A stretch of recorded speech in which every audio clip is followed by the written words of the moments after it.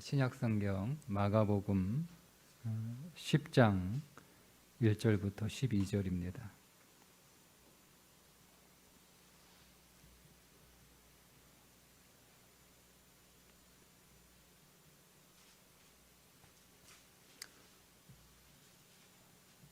마가복음 10장 1절부터 12절 말씀 보겠습니다.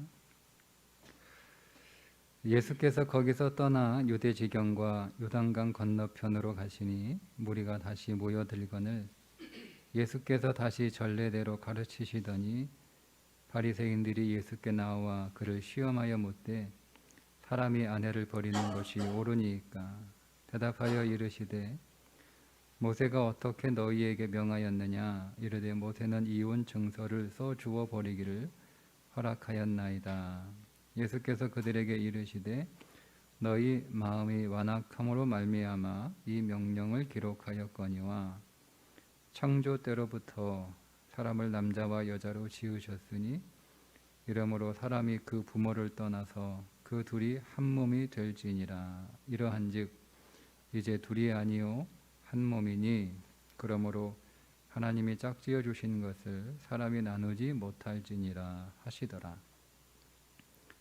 집에서 제자들이 다시 이 일을 물으니 이르시되 누구든지 그 아내를 버리고 다른 데 장가드는 자는 본처에게 간음을 행하며 또 아내가 남편을 버리고 다른 데로 시집가면 간음을 행함이니라. 아멘. 예수님이 갈릴리 사역을 다 마치시고 갈릴리를 완전히 떠나세요. 갈릴리를 떠나셔서 예루살렘을 향해서 지금 가고 계신데 예루살렘에 들어가시기 전에 그 10장은 요단 동편 그 베레아 지역과 유대 지역에서 사역하시는 예수님의 사역에 관한 기록입니다. 그 가운데 오늘 본문은 바리새인들이 그 예수님에게 와서 이혼에 관하여 질문하는 내용이죠. 근데 그들이 예수님께 이혼에 관하여 질문하는 것은 궁금해서 물어보는 게 아니라 예수님을 함정에 빠뜨리기 위해서 하는 질문이었습니다. 당시 이 이혼 문제는 사회적으로 굉장히 예민한 문제였어요. 왜냐하면 헤롯 안디바가 이혼을 하고 헤로디아와 부정한 결혼을 한 것 때문에 세례 요한이 그것을 질책하고 반대하다가 참수형을 당하는 사건이 있었죠. 그러니까 사회적으로 굉장히 예민한 이슈였습니다. 뿐만 아니라 바리새인들이 이 이혼에 관한 견해가 두 개로 갈라져요. 샴마이 학파와 힐렐 학파가 있는데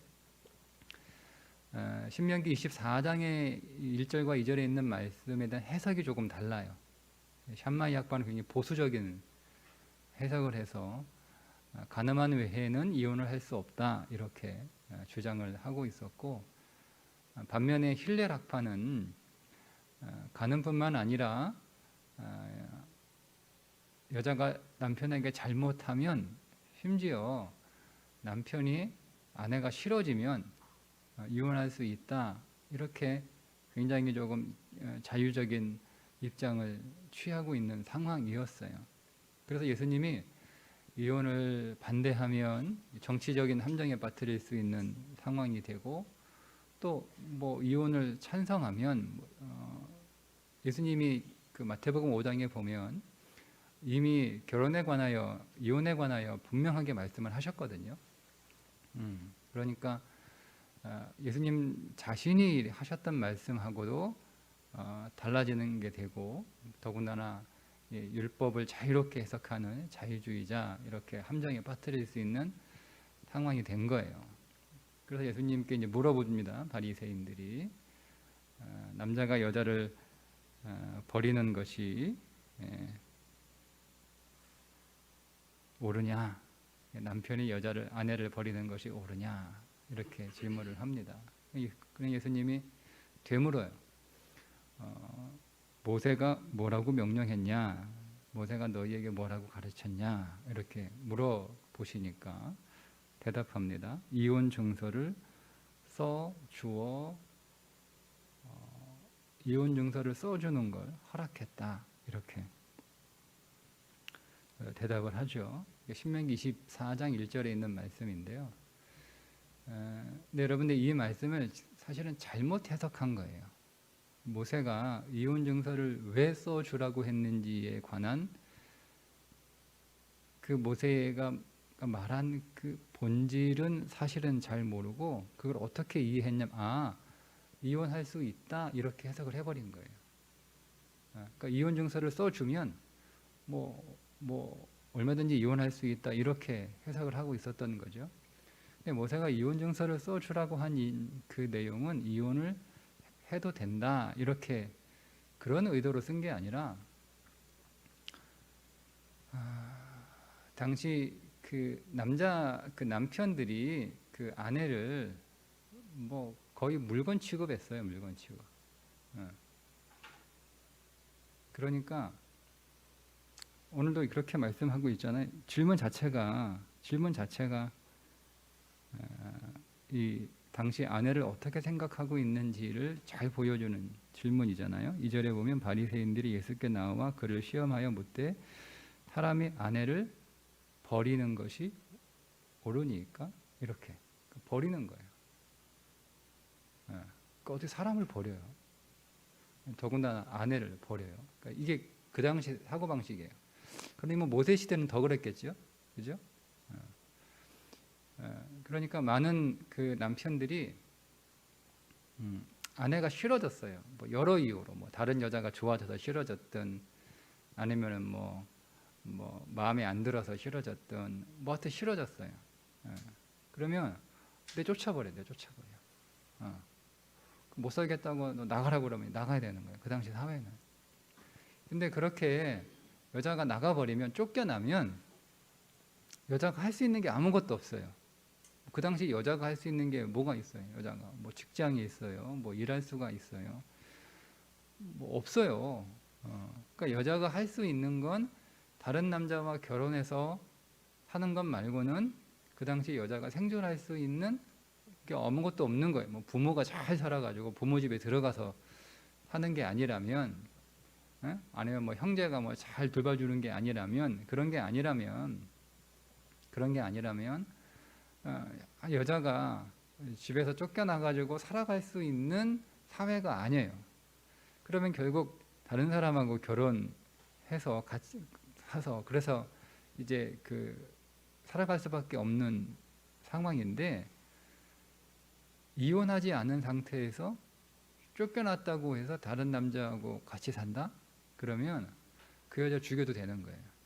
그 남편이 자기가 쫓아내놓고 난 너하고 사귀기 싫으니까 나가 쫓아내놓고 다른 남자하고 같이 산다. 뭐 이게 알게 되면 그 나쁜 마음 먹으면 저 여자 저 간음했다. 그러니까 합법적인 결혼이 아니라 율법을 위배한 불법적인 동거가 되는 거예요. 이런 상황이 많았던 거예요. 그러니까 인간이 악하니까 성경이 하나님이 짝지어 주신 것을 사람이 나눌 수 없다라고 분명히 말씀하셨음에도 불구하고 사람들이 악하니까, 세상이 악하니까 이런 일들이 벌어지는 거예요.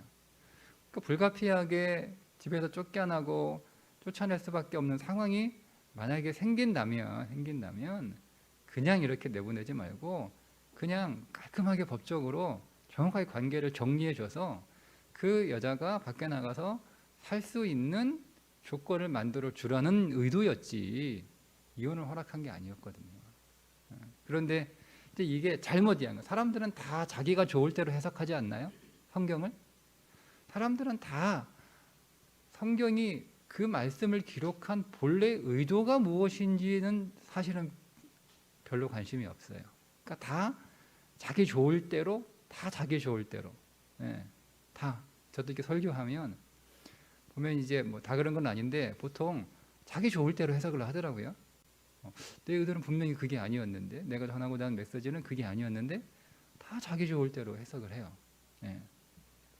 그게 이게 뭐 사람 다 그런 거죠, 그죠? 그러니까 이거 남자들이 뭐 옳다구나, 아, 모세가 이혼 증서 써주라고 그래서 그럼 이혼해도 된다는 얘기네. 옳다구나 했던 거예요. 했던 거예요. 예. 여러분 이 본문을 우리가 읽을 때 단순히 이혼에 관한 말씀으로만 읽으면 안 돼요. 그러면 여러분 뭐 그런 사람이 뭐 해당이 몇 명이나 있어요. 그러면 그렇지 않은 사람들은 나는 뭐 이혼 안 할 거니까, 나는 이혼 안 했으니까, 나는 잘 살고 있으니까 뭐 나는 이 말씀하고 상관없네 이렇게 읽을 거 아니에요. 그죠? 다 자기 좋을 대로 읽는 거예요. 이 말씀은 그렇게 읽으면 안 되고요. 이 말씀을 본래 하시고자 하는 목적이 있고요. 예수님 성경이 마가가 예수님이 갈릴리 사역을 마치시고 예루살렘으로 가면서 첫 번째 내용이에요. 첫 번째 내용. 그러니까 예수님이 왜 지금 예루살렘으로 가고 계시냐? 갈릴리를 떠나서 왜 가세요? 예수님이 예루살렘으로 왜 가세요? 예수님이 죽으러 가시는 거예요. 죽으러. 왜 죽으러 가시는 거예요? 누구 때문에? 사람 때문에. 사람 때문에 죽으러 가는 거예요. 그 사람이 누구예요? 그 사람이 예수님이 죽을 만한 사람입니까? 그 사람이 신명기 24장 1절에 만약 아내가 수치스러운 일을 한 것이 드러나면, 그걸 내가 발견하면, 아내가 남편을 기쁘게 하지 아니하면 이혼 증서를 써주라고 그랬어요. 그러면 보세요. 여러분 지금 예수님이 사람을 대신해서 사람 때문에 사람을 살리려고 죽으러 가시는 거예요. 그런데 그 예수님이 대신 죽으려고 하는 그 사람이 하나님은 수치스럽겠잖아요. 하나님이 창조하셨는데 그 창조한 사람이 하나님을 수치스럽게, 하나님을 모욕했잖아요. 죄라고 하는 것 자체가 하나님을 수치스럽게 한 거예요. 사탄이 옆에서 얼마나 하나님 수치스럽게 했겠어요. 모욕하고, 당신이 만든 사람이 고작 이거밖에 안 돼. 하나님이 만들었으면 좀 제대로 살아야지. 이거밖에 안 돼요. 이거. 뭐 하나님도 뭐 별 수 없네. 뭐 이렇게 얼마나 하는 수치스러워요. 그 인간이 여러분 하나님을 기쁘게 하신 적이 있나요? 그런데 그러면 모세가 명령한 대로 하자면 하나님이 버리면 되는 거예요. 그죠? 그게 모세의 법이잖아요. 그거 왜 꼭 사람한테만 적용합니까?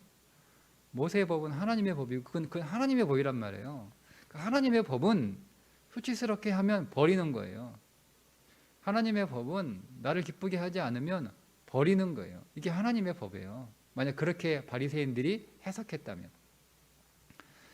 근데 그렇지 않잖아요, 지금. 그러면 예수님이 사람이 뭐가 아쉽다고 다시 만들면 되지. 그분이 또 못 만들어요? 다시 만들면 되지. 다시 만드시면 돼요. 그럼 버리면 되는 거예요. 버리면 되는 거예요. 아브라함 이후에 예수님 시대까지 그 수천 년을 지나오면서 사람들이 하나님을 얼마나 수치스럽게 했습니까? 얼마나 하나님을 모욕하고 하나님을 얼마나 가슴에 못질을 얼마나 많이 했어요. 그런데도 예수님이 그 사람을 위해서 죽으러 예수님이 예루살렘으로 가시는 거예요. 가시는 거예요. 그러니까 이 말씀은 단순히 부부간의 이혼에 관한 말씀이 아니라 사람에 관한 말씀이에요. 사람. 그러니까 그 당시 남편들이 혹은 남자가 아내를 어떻게 생각하고 있었냐면 사람을 물건 취급한 거예요. 물건 취급. 쓰다가 마음에 안 들면 갖다 버릴 수 있는 물건. 쓰다가 실증이 나면 갖다 버려도 되는 물건. 그러니까 버리는 것이 옳으니까 이렇게 표현을 하잖아요. 어떻게 사람을 갖다가 버려요? 어떻게 사람을 갖다가 내가 실증 났다고. 여러분 그 당시 이제 그 힐레라파 같은 경우는 그러면 아내가 남편을 수치스럽게 하는 경우가 어떤 경우냐 이렇게 이제 또 설명을 했을 거 아니에요. 그죠? 그게 참 웃긴 게 음식 맛없게 하면 수치스럽게 한 거예요. 네? 기분 나쁘다 이거죠 남편이. 네. 낯선 남자하고 얘기하면 그 남편 수치스럽게 한 거예요. 남편 쪽 식구들, 그러니까 시댁 식구들 험담하고 욕하고 그러면 남편 수치스럽게 한 거예요. 그런 거예요. 그런 거. 뭐 그렇게까지 그러니까 이게 한 인간을 어떻게 바라보았는지에 대해서 그래서 예수님이 그 당시에 인권이라는 것 자체가 사실 없었고 그 가운데 여성이라고 하는 인권은 아예 없었던 시대에 오셔서 이미 모세 이미 그때부터 여자의 인권, 여성의 인권, 뭐 요즘 말로 하면 이미 그때부터 말씀하고 계셨던 거예요. 이건 단순히 뭐 여성, 여자, 뭐 아내에 관한 이야기가 아니라 사람에 관한이에요. 사람은 소중한 거예요. 사람은 존귀하다는 거예요. 그가 어떤 존재이든 사람은 물건처럼 내 마음에 안 들면 쫓아버리고 실증 나면 버리고 그런 존재가 아니라는 거죠. 그래서 그걸 말씀하시기 위하여 예수님이 근거로 인용하신 성경이 창세기예요. 창세기에 있는 말씀 2장 24절 말씀을 인용을 하시잖아요. 남자가 부모를 떠나 그의 아내와 한 몸이 되었다. 그래서 사람이 하나님이 짝지어 주신 것을 가를 수 없다 이렇게 말씀을 하시잖아요. 왜 예수님이 갑자기 이웃 문제를 질문을 받으셔서 그 말씀을 해석해 주기 위하여 신명기 24장 말씀을 다시 설명해 주시는 것이 아니라 창세기 말씀을 가지고 말씀하시는가? 창세기에 여러분 남편과 아내, 남자와 여자 여러분 이야기는 단순히 부부에 관한 말씀이 아니에요. 그걸 에베소서에서 사도 바울이 정확하게 해석해 줍니다. 남편은 아내를 사랑하고 아내는 남편에게 순종해라. 그리스도가 사랑하신 같이 사랑하고 그리스도께 순종하듯 순종해라 라고 하는 말씀을 쭉 이렇게 쓰면서 이게 내가 너희들이 혹시 이게 부부간에 관한 이야기도 오해할까 봐 내가 다시 정확하게 말하는데 이것은 그리스도와 교회에 관한 말이다 이렇게 정확하게 짚어줍니다. 여러분 그 성경에서 기본적으로 남편과 아내에 관한 말씀은요 다 그리스도와 신랑이신 그리스도와 신부인 교회, 신부인 성도에 관한 말씀이에요. 성경에서 여자 나오면 이게 그리스도인 나를 얘기하는 거구나 이렇게 얘기하면 그러면 남자 얘기는 뭐냐? 여자 얘기가 나오면 그리스도의 신부로서의 나를 말씀하고 있는 것이고 남자 이야기가 나오면 남자는 그리스도인이 세상을 살아갈 때 세상을 대할 때는 남자처럼 대해야 되는 거예요. 남성으로 대하는 거예요. 강하고 담대하게 용기 있게 그렇게 세상을 살아가야 되는 거예요. 근데 우리가 그리스도를 대할 때는 여자로 존재하는 거죠. 그분에게 순종하는 자로 존재하는 거예요. 세상을 향해서는 담대한 자로 그다음에 그리스도를 향해서는 순종하는 자로 이게 성경에 말하고 있는 남성과 여성의 모습이에요. 단순히 그냥 아주 초보적으로 단순히 뭐 남자 이야기, 여자 이야기, 남편 이야기, 아내 이야기가 아니라 그러면 사실 이 창세기에 있는 이 남자와 여자, 남편과 아내에 관한 이야기는 그리스도와 우리에 관한 이야기예요. 그래서 말씀의 본질은 뭐예요? 하나님이 우리를 버리지 않는다는 거예요. 우리 또한 하나님을 떠날 수 없다는 거예요. 신랑이신 그리스도가 우리를 결코 버릴 수 없다는 거예요. 버리지 않으신다는 거예요. 그리고 버릴 수 없으시다는 거예요. 우리가 신랑이신 그리스도를 결코 떠날 수 없다는 거예요. 떠나서도 안 되고 설사 떠나려고 해도 떠날 수 없다는 거예요. 이 관계의 본질, 이걸 왜 얘기하냐면 우리가 왜 사람들을 소중하게 대하지 못하느냐? 네? 우리가 왜 사람들을 정말 귀하게 대하지 못하느냐? 그 본질이 뭐냐? 그 본질이 뭐냐? 그 본질이 그리스도와 나와의 관계가 깨졌기 때문에 그런 거예요. 그게 본질이에요. 내가 말씀드린 것처럼 그리스도가 나를 위하여, 나를 살리기 위해 십자가에 지금 죽으러 가시는데, 그리스도가 살리려고 하는 나라고 하는 존재가 과연 그리스도가 목숨을 내놓고 나를 살릴 만한 사람인가? 여러분, 그건 여러분이 판단하시면 돼요. 내가 그리스도가 십자가에 죽으셔서 나를 살리실 만큼 그렇게 내가 그리스도께 가치가 있는 자인가? 내가 그분을 기쁘게 했는가? 내가 그분의 유익이 되었는가? 내가 그분의 기대와 소망이 되었는가? 생각해 보시면 돼요. 우리는 거기서부터 다시 출발해야 되는 거예요. 그런데 그분이 왜 나를 위하여, 나를 살리시기 위하여 예루살렘으로 가시지? 마가복음은 그 질문을 하라는 거예요. 지금 갈릴리의 신앙은 뭐냐면 그냥 우리가 병들면 고쳐주고 배고프면 먹여주고, 이게 갈릴리의 신앙이에요. 우리의 문제 해결을 위한 신앙. 그분이, 예수님을 우리가 믿을 때 갈릴리에 우리가 머물게 되면, 내가 믿는 예수님은 내 문제를 해결해 주시는 분이에요. 그 이상은 뭐 아무것도 아니에요. 그게 갈릴리의 신앙이에요. 근데 우리가, 성경은 갈릴리의 신앙에 머물지 말고 갈릴리의 신앙이 필요하고 갈릴리의 신앙으로 우리의 신앙이 시작하지만 갈릴리에서 우리의 신앙을 끝내지 말라는 거예요. 우리의 신앙은 갈릴리를 떠나 거기서 나와 어디로 가야 되냐면 예루살렘으로 가는 예루살렘의 신앙으로 그렇게 성장하고 진보하고 전진해야 되는데, 갈릴리 신앙에서는 예수님이 내 먹고 사는 문제만 해결하면 됐어요. 그러면 그분 좋으신 분이에요. 그러면 여러분, 우리가 사람들을 대할 때 사람들이 나에게 유익을 주고 안 주고 그거면 된 거예요. 남편이, 아내가 이 사람이 나한테 유익한가, 나를 기쁘게 하는가,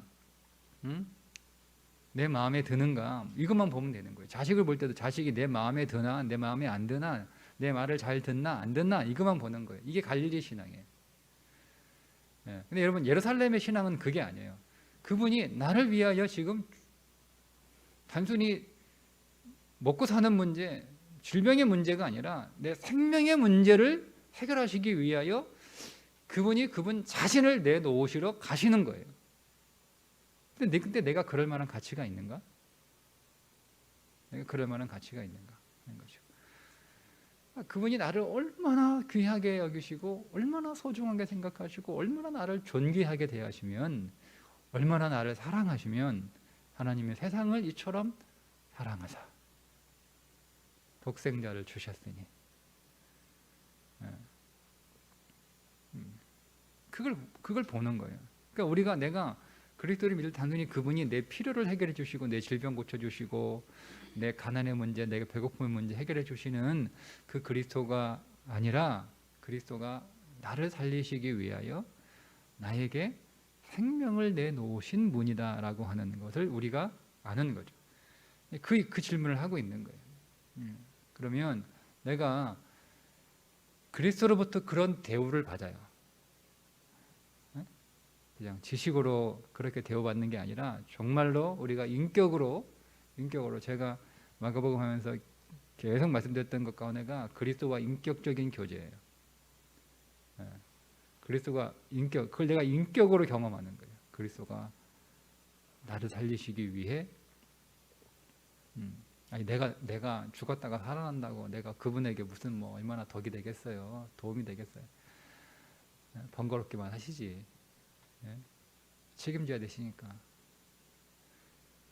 우리가 이거를 경험하고 우리가 이 사실을 진실로 인격 안에서 깨닫고 누리게 되면 우리가 사람을 그렇게 대할 수 없어요. 그러니까 우리가 사람을 소중히 여기지 않고 뭐 그렇게 물건 취급은 하는 건 아니지만 그냥 내 유익에 따라 사람을 대하고, 내 감정에 따라 사람을 대하고, 내 기분에 따라 사람을 대하고, 내 욕심을 따라 사람을 대하는 내 목적에 따라 사람을 대하는 일이 우리 가운데 일어나는 일은 본질적으로 그리스도와 나와의 관계에 문제가 생긴 거예요. 그분이 내게 어떤 분이냐에 관한 믿음의 문제인 거예요. 내가 그리스도로부터 그런 사랑, 그리스도가 결코 나를 떠나지 않으시고 나를 버리지 않으시고 끝까지 나를 책임지시며 하나님이 자기 사람들을 사랑하시되 끝까지 사랑하신다라고 하는 이 사실을 우리가 나에게 적용해서 그걸 내가 경험하게 되고 그래서 내가 인격으로 그것들을 깨닫고 누리게 되면 우리는요. 그래서 내가 그리스도를 떠날 수 없는 거예요. 그래서 떠나고 싶어도 떠날 수 없는 거예요. 왜? 그분이 계속 쫓아오시잖아요. 그분이 우리를 계속 추격하시는 거예요. 우리가 어디로 도망가든 우리가 그 사실을 알면, 그러니까 우리가 그리스도가 어떤 분인지를 첫째 모르고, 그죠? 그분이 그냥 사람인 거예요. 사람. 그분은 사람이 아니에요. 그분은 하나님이에요. 그분이 나에게 뭘 하셨는지를 모르는 거예요. 그냥 내가 아프면 고쳐주고 배고프면 먹을 거 주고 문제 생기면 해결해주는 그런 해결사가 아니에요. 그분은 내가 영원한 사망에 빠져 영원한 저주 가운데 살아갈 존재인데 그 나를 영원 생명을 주시고 영원히 살게 하시고 영원한 복 속에서 살게 하시려고 그걸 주시려고 오셨는데 그걸 주시기 위해서는 그분이 죽으셔야 되는 거예요.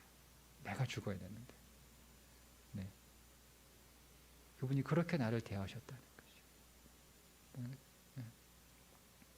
그 사실을 깨닫는 거예요. 그 사실을 깨닫는 거예요. 네. 우리가 사순절을 지금 보내고 있는데요. 사순절의 기간은 그것들을 우리가 더 누리고 더 경험하는 거예요.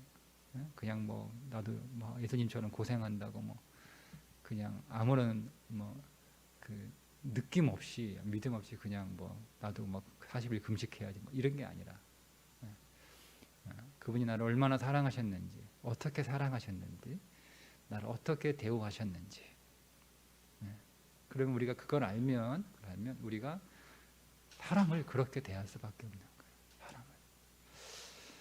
사람은 자기가 대접받은 만큼 사람들을 대하게 되어 있습니다. 정확하지 않습니까? 내가 부모로부터 어떤 대우를 받았느냐가 그 사람이 사람들을 어떻게 대우하냐가 결정이 되는 거예요. 부모한테 푸대접 받았죠? 그러면 나도 다른 사람을 푸대접합니다. 뭐 이건 법칙입니다. 법칙입니다. 여러분이 가정에서 여러분이 가족들을 어떻게 대하느냐, 내가 가정에서 부모로부터 형제로부터 또 남편으로부터 아내로부터 자식으로부터 어떤 대우를 받았느냐, 그 대우받는 것만큼 밖에 나가서 사람들을 대우합니다. 그런데 여러분, 우리가 가족들이 다 나를 그렇게 존귀하게 못 대해주잖아요. 왜 그런 거예요? 싫어서? 사랑하지 않아서? 아니잖아요. 왜 그런 거죠? 하고 싶은데 안 되는 거예요. 하고 싶은데. 우리가 부모가 자식을 얼마나 존귀하게 대해주고 싶어요. 자식을. 근데 그게 안 되잖아요. 우리가 다 자식들을 존귀하게 존중합니까? 아니잖아요. 하고 싶은데 해야 되는 거 아는데 안 돼요. 왜 안 돼요? 내가 그런 대접을 못 받은 거예요. 본질적으로. 그럼 내가 다시 돌아갈 거예요? 내가 다시 옛날 집으로 돌아가서 우리 식구들 다시 다 모아놓고 부모님 다시 뭐 형들을 다 불러가지고 같이 우리 회복하자. 그게 안 되잖아요. 그죠? 결국 우리는 그리스도가 우리를 사랑하는 그 사랑에서 다시 회복하는 수밖에 없는 거예요. 그게 은혜인 거예요. 그게 감사인 거예요. 사람이 우리에게 주지 못한 사랑은 다른 사람이 대신할 수 없어요. 반드시 그 사람이 나를 사랑해 줘야 되는 거예요. 그런데 대신할 수 있는 방법이 딱 한 가지 있어요. 하나님이 나를 그렇게 사랑해 주시면 되는 거예요. 그분이 사랑의 근원이시니까. 그분의 사랑의 본질이시니까. 그래서 우리가 그리스도의 은혜 안에, 그리스도의 사랑 안에 여러분 푹 빠지게 되면 우리가 받지 못한 그 모든 사랑이 다 만회가 되는 거예요. 다 회복이 돼요. 100% 정도가 아니고 200% 그 이상으로 회복이 되는 거예요.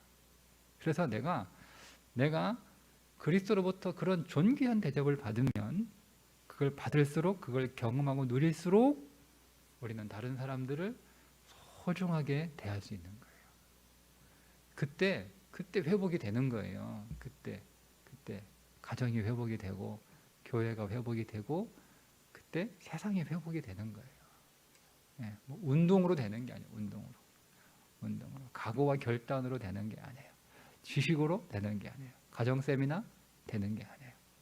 상담으로 되는 게 아니에요. 그러니 예수 그리스도가 나를 위하여 지금 예루살렘으로 가고 계심을 보시기 바랍니다. 나를 위하여, 나를 살리시기 위하여, 나를 끝까지 붙잡으시려고, 나를 끝까지 그분 안에 두시려고 지금 예루살렘으로 가고 계세요. 그만큼 주님은 이렇게 말씀하시는 거예요. 나는 네가 그렇게 중요하다. 그만큼 중요하다. 그 사랑 여러분 특별히 이 사순절 기간에 여러분 더 많이 누리시기를 주님의 이름으로 축복합니다. 기도하겠습니다. 하나님 아버지, 오늘 우리를 사랑하시는데 얼마나 사랑하시는지, 우리를 살리시기 위하여 독생하신 예수 그리스도를 우리에게 주시고 예루살렘을 향하여 그 여정을 시작하게 하시니 감사를 드립니다. 하나님, 우리가 이 사순절 기간 동안 우리를 향한 그리스도의 사랑이 얼마나 크고 얼마나 높고 얼마나 깊고 얼마나 풍성한지 더 누리는 믿음의 시간 되게 하여 주셔서 우리가 그리스도 안에서 우리의 마음들이 회복되게 하시고 우리의 채워지지 않는 빈 공간들이 충만히 채워지는 시간 되게 해주셔서 우리가 그리스도 안에서 존귀한 자로 다시 일어나 하나님, 우리 곁에 있는 모든 사람들을 귀하게 소중하게 대하는 믿음의 삶이 더 일어나게 하여 주시옵소서. 오늘 새벽 기도를 쌓습니다. 우리 모든 성도들 주여 더 사랑해 주시고 더 그 사랑을 경험하게 하시고 더 그 사랑을 맛보게 하시고 더 그 사랑 안에서 회복되게 하시고 일어서게 하시고 더 그 사랑으로 충만해져서 우리 마음에 기쁨이 넘치는 인생 되게 하여 주옵소서. 우리 주 예수 그리스도 영원하신 이름 받들어 간절히 축복하며 기도하옵나이다. 아멘.